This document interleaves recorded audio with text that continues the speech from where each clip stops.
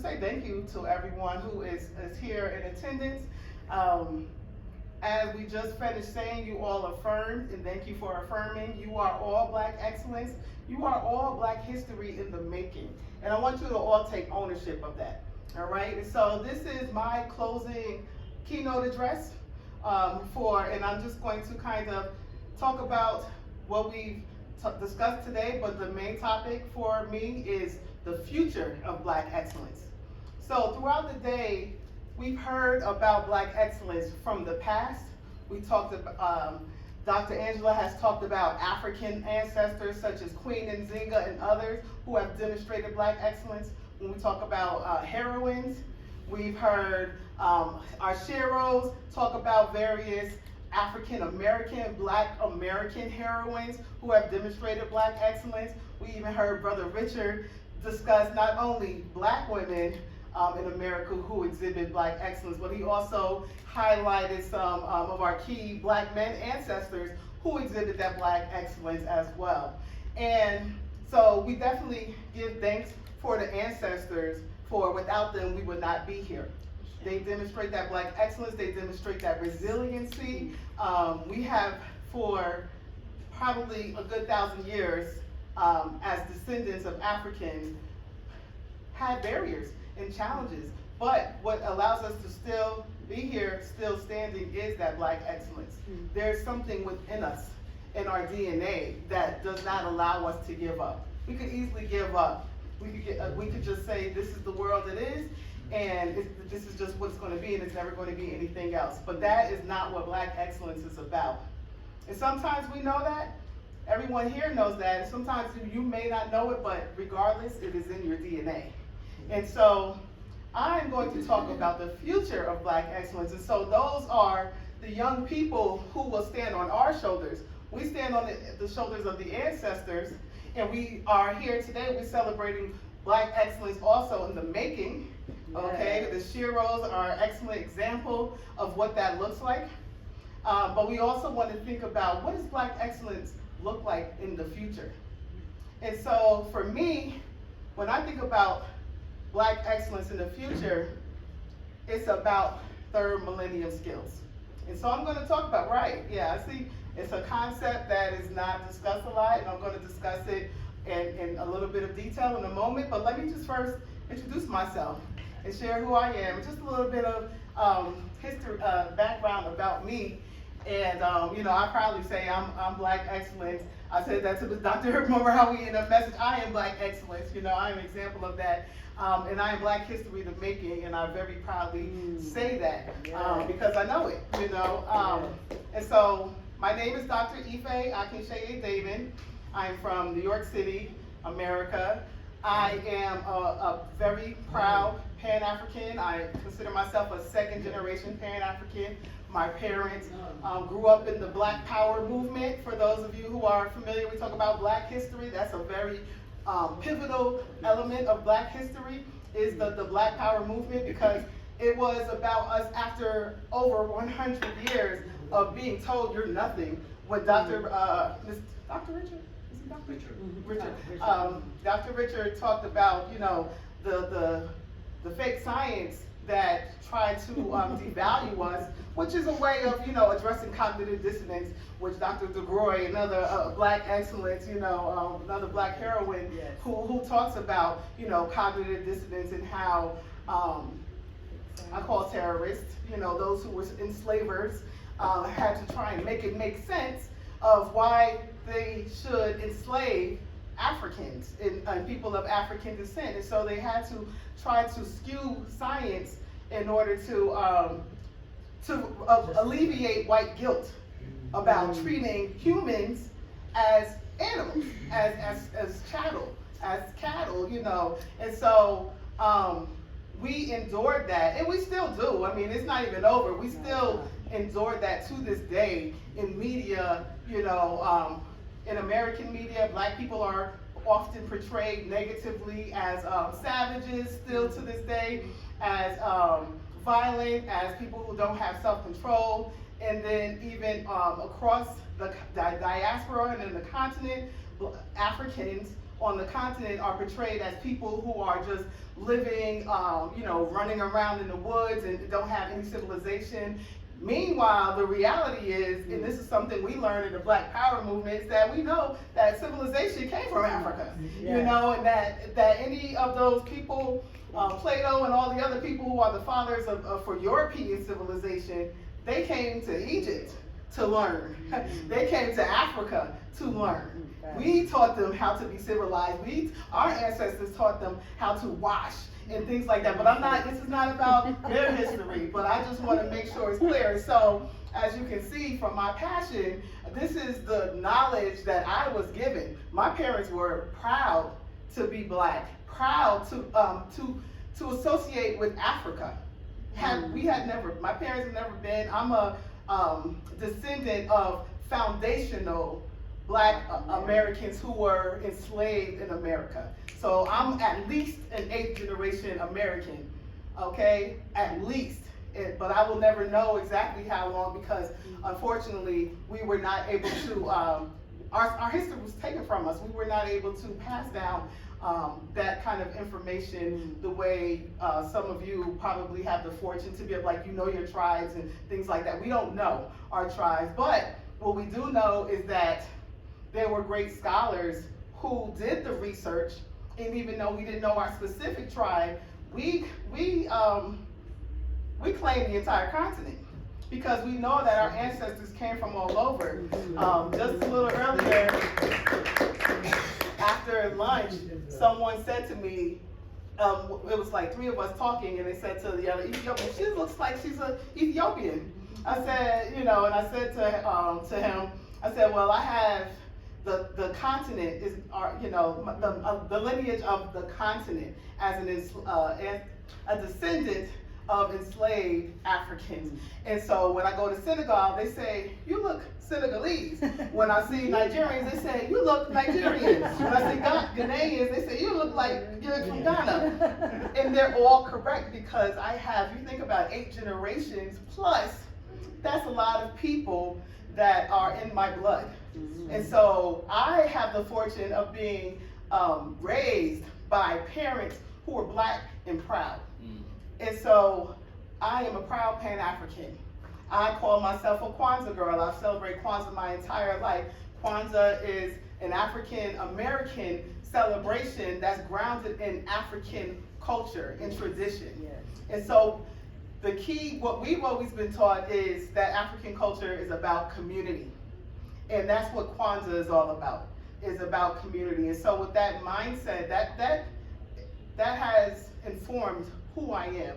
The Black excellent woman who you see in front of you today is embedded in the community mindset. And so I want to talk about the future of Black excellence. But before I can really still get into that, I have to still give you a little more background about me. So I am, first of all, a mom of 4. I'm a proud grandma of 3. One is going to come out soon, one is still in the belly, but I'm a proud mom and grandma first and foremost. But I'm also an educator. That's my background. Before, in another lifetime, I wasn't a business person, I was an accountant, but I've been in education for over 20 years. And I've taught from the baby room, from preschool to grad school. So I was a daycare teacher, actually before, when I was a mom, when I was pregnant with my daughter, that was my first time I was able to go into like a daycare and work for a little bit and learn how to change diapers because I was not that type of girl that was into take care of babies. So, that experience helped me to be able to get ready for motherhood. So I've taught in a baby room, daycare teacher. I've taught preschool. I was a school administrator at a private elementary school. I taught middle school. I taught primarily high school. I was also a school administrator at the high school level, and I currently teach at the graduate school level. So I teach teachers. So education is very much a part of who I am.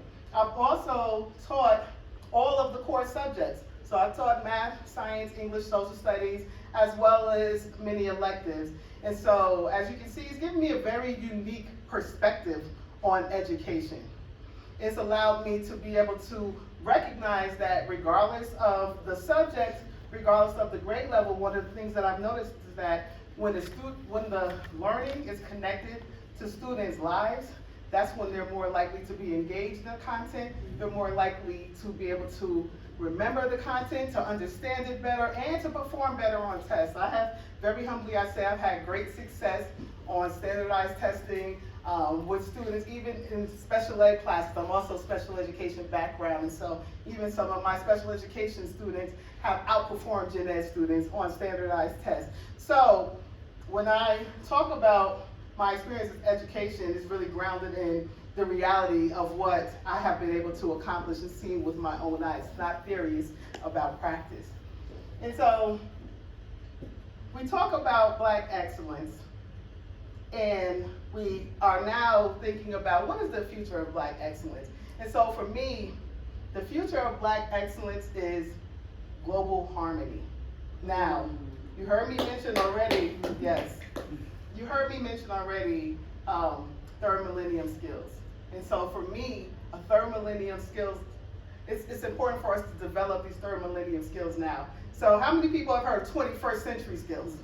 All right, we often hear about that. It's important for young people to develop their 21st century skills. Those are the skills that are important to help you, to be able to be successful in the workplace. And 21st century skills are, they call them soft skills. So these are the skills that allow you to be able to engage with other people. So those skills include collaboration, creativity,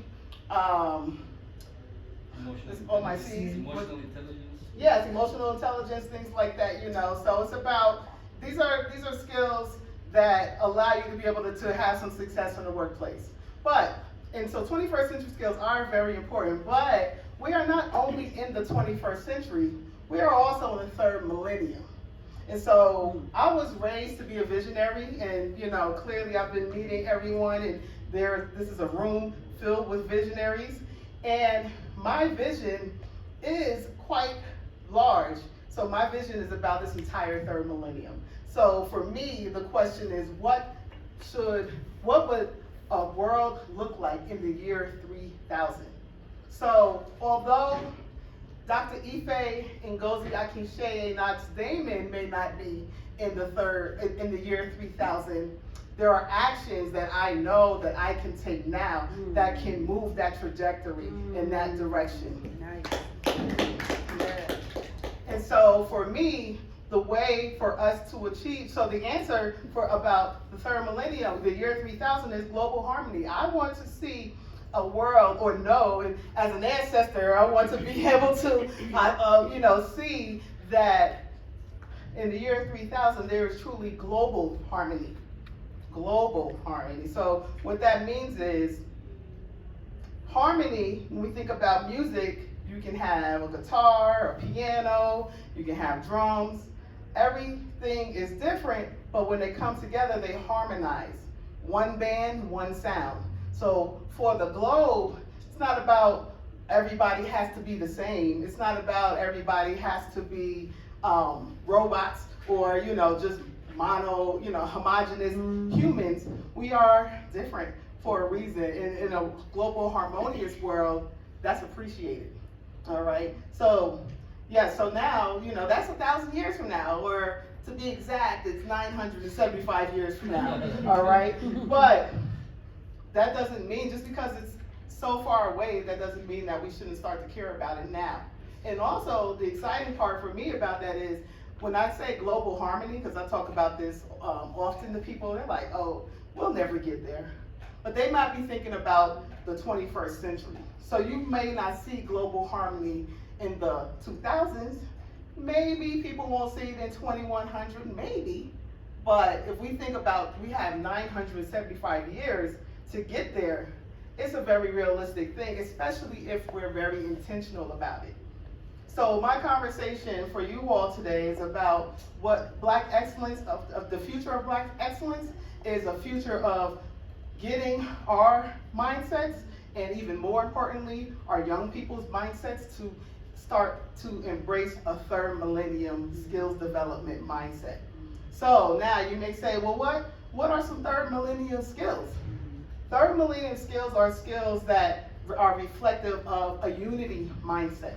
So it's really about us getting back to our roots. We talked about Black excellence being the original, right? Our roots are, we had a oneness mindset. We understood we are one. Ubuntu, okay? I am because we are. And so it's about embracing that consciousness.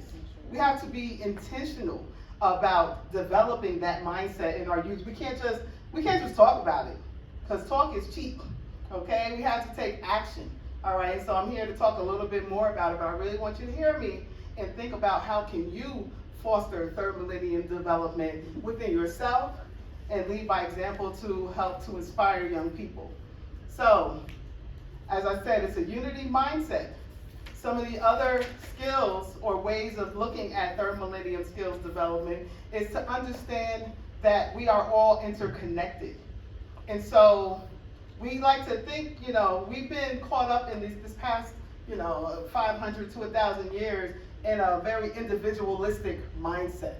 It's not me saying it, I'm not making this up, but that's a European approach. It's an individualistic approach.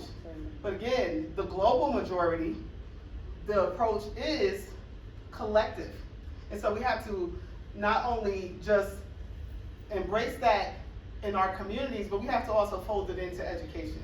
So I'm going to distill time to education. But interconnectedness means that we're all connected. So if I'm just being selfish, I'm not going to care that actions I take may have a negative impact on you. But when I have an interconnected mindset, then I understand that I have to be thoughtful about the things that I do, because they not only impact me, they impact the collective.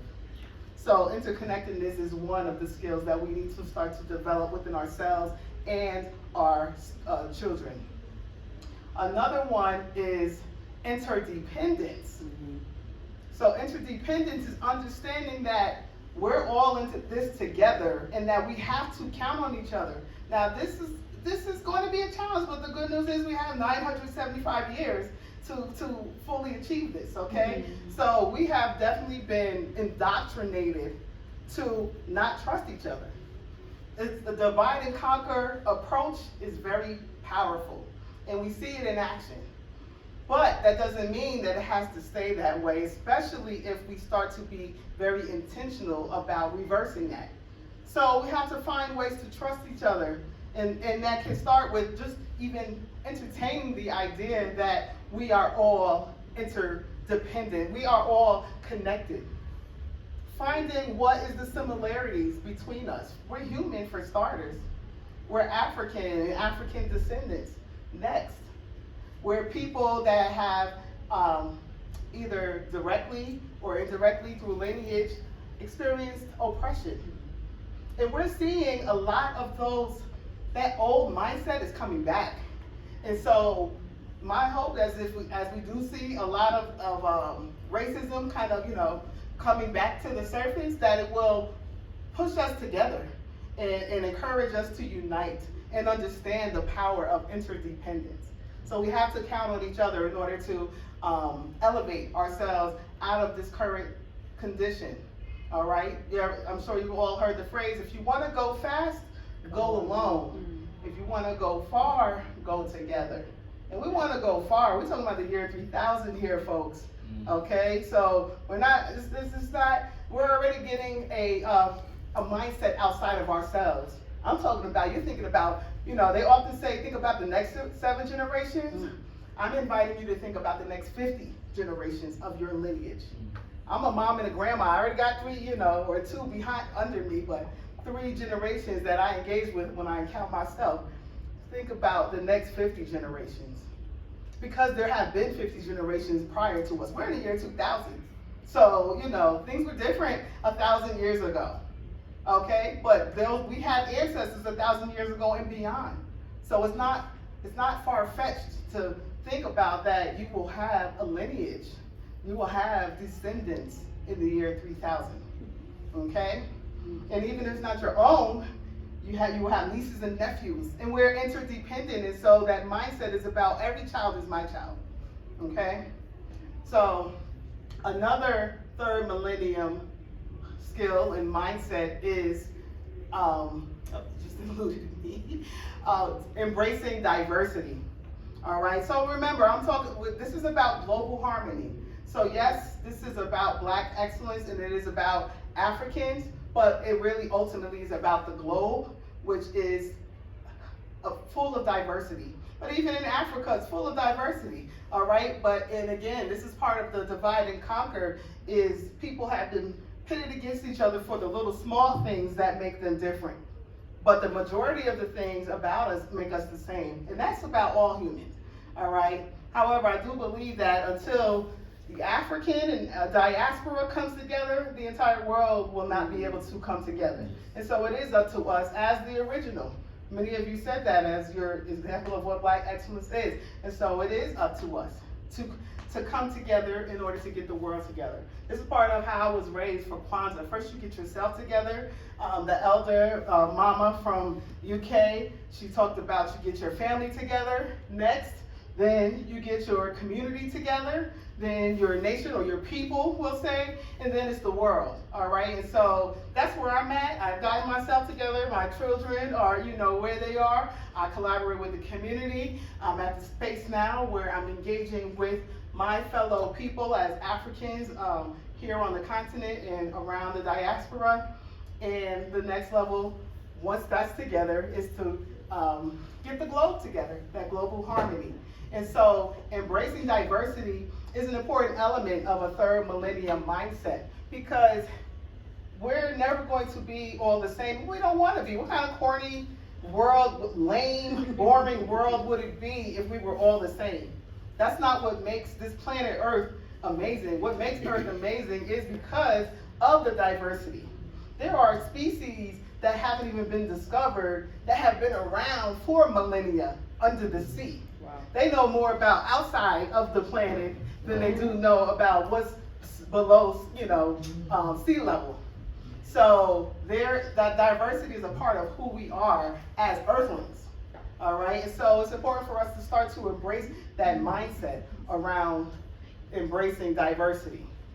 So the last third millennium skill, there are many, and it will continue to develop. Because like I said, this is a concept. Third millennium skills development is a concept that the ancestors had given to me to really push out there in order for us to move towards global harmony. And so the last one I'm going to talk about is sustainability. All right, again, we're talking about the next 975 years. We have to make decisions now that will benefit us, but not at the expense of our future, not at the expense of I care about my great times 50 grandchildren, my lineage in the year 3000. So that means that I have to start to think about what are the actions that I take now that help us to move in that direction, but also do not hinder the ability for my descendants to continue to move us in that direction. So what do we do that's sustainable? What are the practices that we engage in and help them to help themselves to help the next generations to come? All right, so my way of focusing on building and developing third millennium skills is through community-based education. So I am the founder of the community-based education movement. As I've shared, I'm an educator. Through my own experience as an educator, I've seen community-based education work. And so I decided to do my research on community-based learning. And my doctoral research specifically was on trying to understand why isn't it happening. And so I interviewed New York City high school teachers to find out their barriers. And the top 2 reasons why community-based learning, and I'm going to talk about what it is in just a second, why community-based learning is not taking place is because of a lack of knowledge and a lack of support. And so that lack of knowledge and that lack of support is not just for teachers, even though that's who I interviewed, but the data showed that it's a lack of knowledge and support for teachers, for parents, for students, for school administrators, and other partners in the community. And so from that research, it inspired me to start the community-based education movement.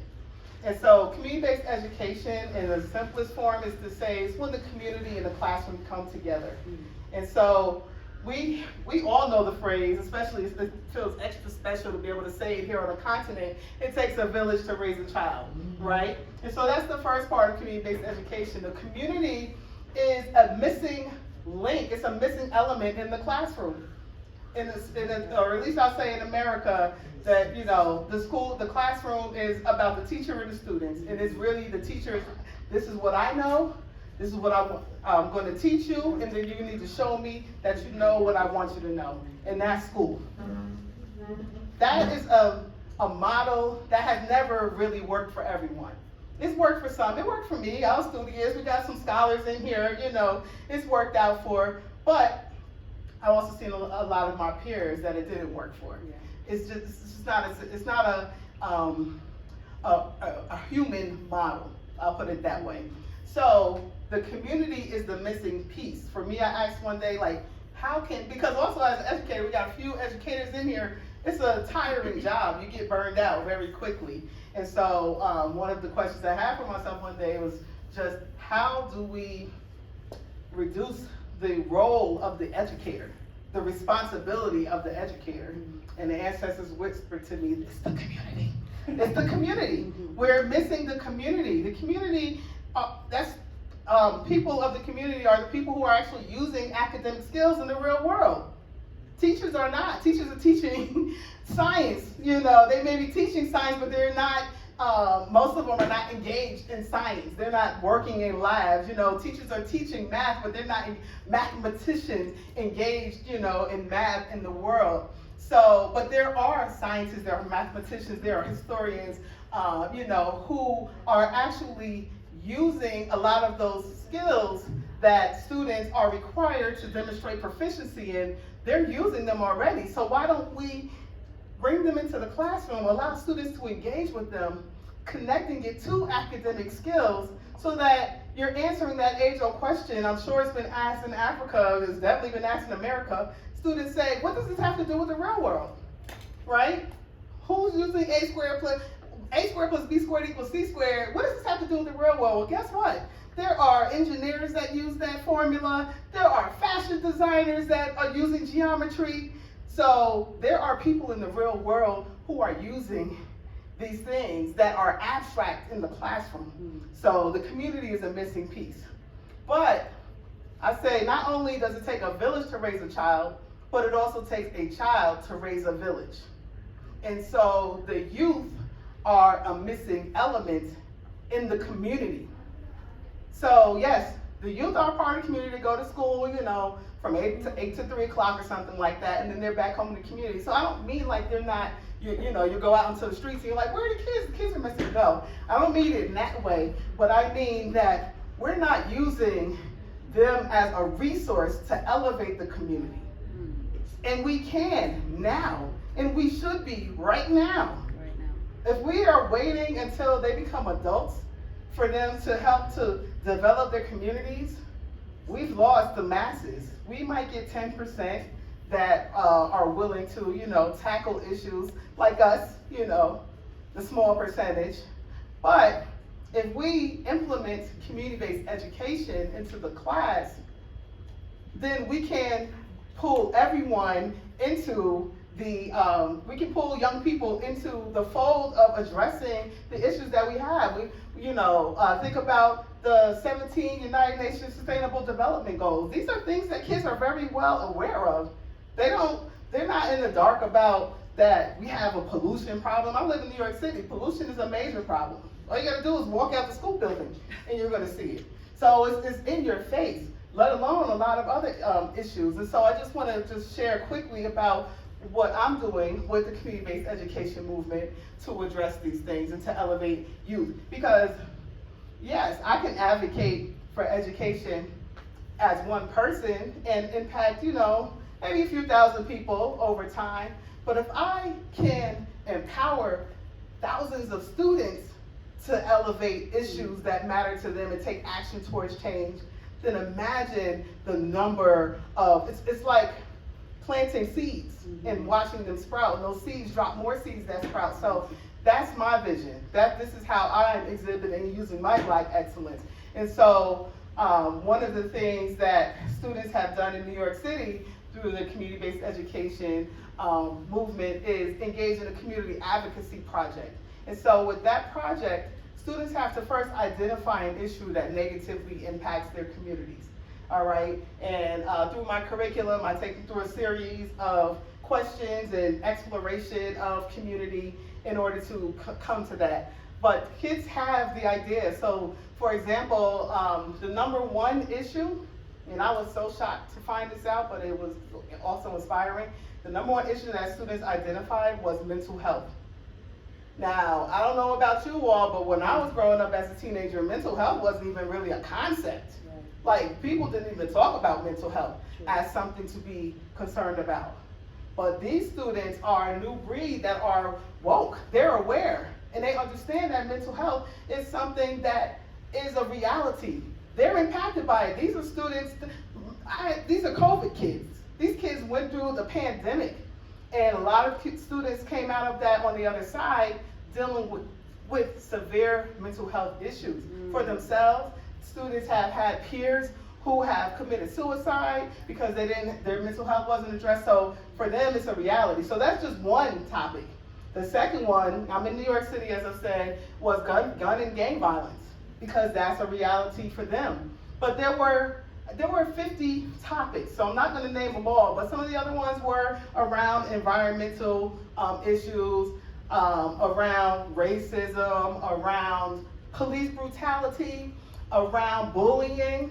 So these were student-selected issues. These weren't issues that I gave them and said, here, you're going to do this, you're going to do that, or their teachers gave them. These were issues that through their own exploration of themselves, their communities, they identified what they wanted to focus on. So once they identified their issue, then they had to conduct research. So I'm a researcher. We have multiple researchers in here. I just want to take a side note to say, just being a teacher that's come up in the system, especially besides when I taught in Atlanta, there were plenty of black teachers, but teaching in New York City, it's a smaller percentage. Even though most students are reflective of the global majority, there are, most teachers are not. Most teachers are reflective of the global minority. And New York City is reflective of the globe. I don't think there's any other city that's as diverse as New York City. So I literally have taught children from around the world. And, what'd you say? Okay. Addis Ababa. Addis Ababa, yes. Has the most diversity? As the global city. Oh, global city, but like y'all don't have kids from white kids from Britain here. No, we don't And have gun violence and stuff. you're definitely global. But when we talk about New York City, I saw kids from every continent. And that's every year. So the diversity it truly represents the world. And so, but what I've seen is a lot of teachers who are not reflective of that global majority have very low expectations of students. And I'm going to get even more specific around black students, but I've seen it with students who are reflective of the global majority regardless of their race. But with black students, I've seen many teachers have low expectations and say, oh, these kids can't do that. Oh, these kids, they can't. We can't have them. They don't know how to do critical thinking. They just don't have that ability. And so, because I build relationships with students, I get to know students, not just as you're in my class this semester and then you're off, I don't care about you anymore. No, I build relationships with students for a lifetime. I have students who are in their 30s. I have students who are still very much a part of my life.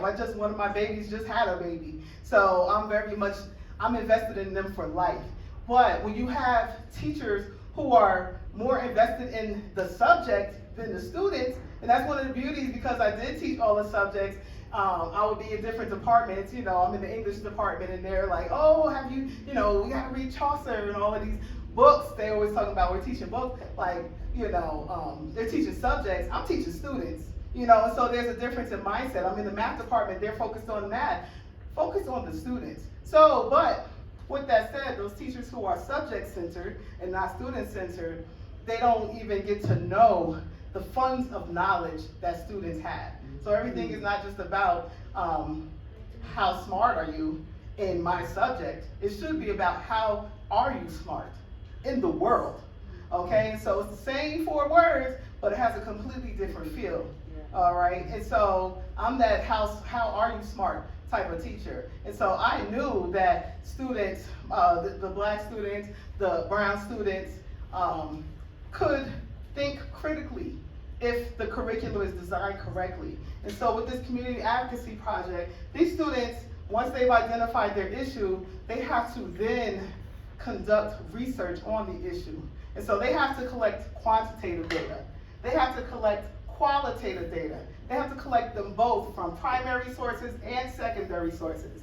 Now, Dr. Angela, Dr. Morelli can attest, and the PhD students that are in here can attest, this is what we had to do to become a doctor.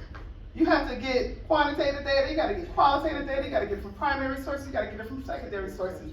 So these students are doing doctoral level work in high school. They're thinking critically about real issues. So once they've conducted their research, it doesn't end there. Kids have been doing research papers forever. So, I mean, but it's always usually secondary. But a part of the curriculum is that they learn how to interview people from the community. They know how to conduct surveys to gather data. So these are real researchers in action. So the next step is the action. So you're not just learning this just to, do a little report for your teacher and she's just gonna throw it in the trash. Or maybe, you do a PowerPoint presentation for your classmates and then that's the end. No, the next step is that you have to take action towards change. And so what students have done is once they find their issue, they find the root causes, they then have to make an informed decision on how they want to help to move the needle towards change. We always say to the students, you're not going to solve global warming this semester, but you can do something to help to reduce a root cause. And so one of the main root causes that most students find is a lack of knowledge. And so a lot of students decided to create PSAs, public service announcements, videos providing information about their issue. And the part that was really magical for me is that these students were posting their own PSAs on their social media. So how many students do you know that are taking their schoolwork and putting it into their social media? Okay, but that shows you the investment. When you bring them to the table and ask them, what do you think, what matters to you, then they're taking ownership. And when they take ownership, they don't mind sharing it with others. So creating public service announcements was one way that students addressed issues. Some students decided to take direct action by going into the community and doing something. So some students, they did community cleanups. They might have cleaned up if their issue was around pollution and the community they focused on was their school. They may have, done some cleanup in their schools. Some students provide like data sheets to post around the community about the impact of pollution, so they're bringing knowledge in a different way. There are other students who engage with community partners. So I also forgot to mention that part, or let me just highlight a little more. When we talk about community-based education, remember, it's about the community, with the community, for the community, okay? And so students, throughout the process of gathering their data, they're engaging with community partners to learn about the issue. So when they're conducting surveys and they're interviewing people, they're interviewing community members to learn more about it. When they are taking action, they can also engage with community members to help further whatever their issue is, to help deepen their impact. So some students joined up with community organizations to help to bring awareness, to help to, if their focus was on homelessness, they might have went to a homeless shelter and helped to feed, homeless people, which I know is very relevant to you, sister. And so it just varied from student to student. I could go down the list, but we'll be here for another 8 hours of all the amazing things that students did. And then other students decided that they wanted to advocate for change by creating petitions and submitting them to the president or to the local governor or a local city council person or a school principal, because some students' issue was like, one year a girl, she said, there's no wrestling team for girls. And so that's what she wanted to advocate for. You know, and guess what? Those girls have a wrestling team now. You know, there's a wrestling, and I was proud because I wanted to be on a wrestling team, and they wouldn't let me when I was in high school. So to see, you know, just to be able to empower young people. And so, as you can see with this community-based education, this community advocacy project model, students are developing their academic skills. Students are developing their 21st century skills. They're collaborating with other people, they're communicating, right? They're being creative, but they're also developing their 3rd-Millennium skills because they are understanding that we are all in this together and that we have to address these issues together. They're engaged with the community on how can we come together to elevate this issue, all right? And all of this is to develop their communities.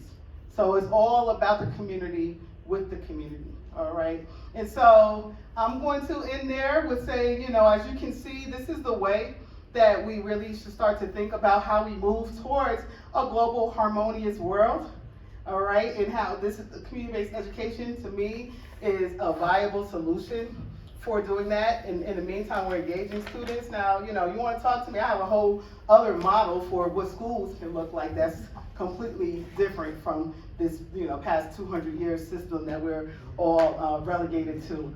But in the meantime, while we still have to, you know, students have to master Pythagorean theorem and all of these other skills that are not even really necessary for every student to master in order to graduate from high school. Yes, if you want to be a mathematician when you get to, you know, that should be your focus, you know, but that doesn't need to be everyone's focus.